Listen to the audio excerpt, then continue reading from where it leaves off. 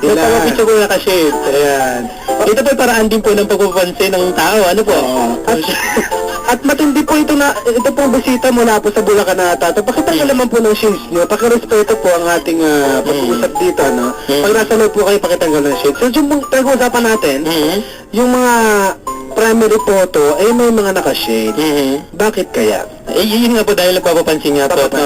Maiba lang po ang itsura, ano. Ito naman po yung susunod, number 6. Ay, matindi yan. Ito po yung mga magpapapicture kasama ang mga friends. Yan. Ayan. Hindi po mawawala sa Facebook ang mga babaeng picture kasama ang mga friends. At minsan mapapansin nyo sa picture nila sa Facebook, ay nakaano po sila, nakatalon. Tumatalon. Tumatalon po kasama ang mga friends. Para, moving yung picture nila para ipakita sa mga tao. Napansin, ay tumatalon sila, ang saya naman. Ganyan. Okay? Ang susunod po natin, hindi po mawawala sa mga babae, hindi na po talaga kinaya ang kanilang sariling itsura, nanghiram na po ng picture sa mga telenovela at mga Korean novela artista. Tinatabi na po sa kanila mga picture. Lalo na po yung voice over flower. Yan ang katabi nila sa picture. Ayan, di mapapansin niyo po, may mga picture po ng mga Koreans ang nasa kanilang primary photo. Ayan. Okay, susunod po natin. Number ano na tayo? Ay, number 5 na po, ano? Number 5 na po. Ay, hindi ito. Lahat po sasangayin dito. Ang tingala mo, baby. Tingala! Nakatingin po sa cellphone habang hawak ang cellphone. Nakatingala. Nakatingala, minsan nakalabas pa ang default. At hindi lang po yun. Cleavage po ang pinag-uusapan doon, ano? Parang inipit lang. Hindi po mawala yan, ano? Totoo po yan, ano? Yung mga freebies masyadong pinapakita kapag nasa taas ang cellphone na camera. Ayan. Ito naman po, susunod po natin kapag po nakachamba ng guwapong boyfriend, hindi po mawawala sa Facebook ang picture with the boyfriend. Yan. Magkapatong po ang mukha nila. Magkapatong po ang mukha niya. Sa primary photo ng Facebook. Ayan. Okay? Dahil po, gwapo po ang boyfriend niya at pinagmamalaki niya. Ano po? Susunod po sa ating mga picture sa Facebook, hindi po mawawala ang babaeng masakit ang leeg. Pakipaliwanag nagkagawad. Alam mo, sa pag-aaral ko sa Pransya, ano, yung mga picture sa Facebook na masakit ang leeg, kasi feeling nila talaga sila si Tyra Banks. Medyo pupost sila na pang modelo para ipakita nila na masakit ang leeg nila.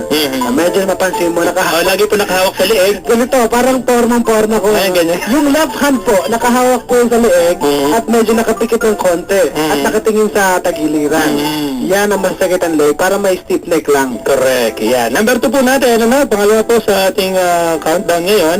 Hindi po mawawala ang babaeng talikogenic. Ito po kung saan magpapapicture po siya. Usually, ang babae po makikita niyo meron po yan henna tattoo sa likod. Papakita po ang shoulder niya at konti lang pong piraso o konting bahagi lang po ng kanyang muka. Ayun. Yan po yung number 2. Talikod pala. Tahan po tayo. Tingnan niyo po ang Facebook niyo ngayon. Tingnan niyo na po. May mga nakatalikod dyan. At ang iba po, may mga babae din. Ano po, naka-brat panty. Nakatalikod din. Hindi ko may pakita ang mukha sapagkat siguro nahihiya. Yun, ang mga talikogenic. Parang si Tess Bam naman iba eh. Ano yan? Ang nasa picture doon niya, aso. Nakapusa. Hindi naman gano'n. Hindi, number 11 po yung may kasamang hayop. Kasi madala naman po may social na hayop. Wala naman po tangang babaeng picture kasama askal, no? Oo nga, wala po hindi po siya makakachicks, no? Pero matindi mga aso kasi ni Tess Bam eh. Nasa billboard. Okay lang, Tess. Napakakita mga aso mo. At ang number 1, mga kabarangay. Number 1! Ang number 1 po, ang hindi po namin maintindihan sa mga kababaihan hanggang ngayon, lagi po namin nakikita sa Facebook, ang primary photo po, yung pong salamin, pipicturean, makikita siya nakapamaywang. Yeah. Usahan pa tayo, tingnan mo. Pipicturean po yung salamin, babalik sa kanya, syempre. Yeah. Makikita po yung flash ng camera, at siya po yung nakapamaywang. Nakapamaywang. Para po, pinipicturean po ang sarili. Yan po ang number 1. Yan talaga. Karami yung makikita mo ganyan. Ano ba nga may tuwalya eh. May tuwalya na tatakpan lang yung dibdib. Ay, nako. At syempre, meron po humabol, number 12, ano? Maganda mo. Ang hindi po namin maintindihan sa mga kababaihan, mga babaeng pinipicturean po ang baso ng Starbucks. Yan. Hindi ko po maintindihan bakit po kailangan pagpicturean ang mga baso ng mga coffee shop at ilagay po ang kanyang kamay. Sumunod po dyan ang hindi po namin maintindihan sa mga pictures sa photo. Meron din alam mo bakit nila pinipicture ng Starbucks yung baso? Kasi tinatabi nila sa Gloria Jean.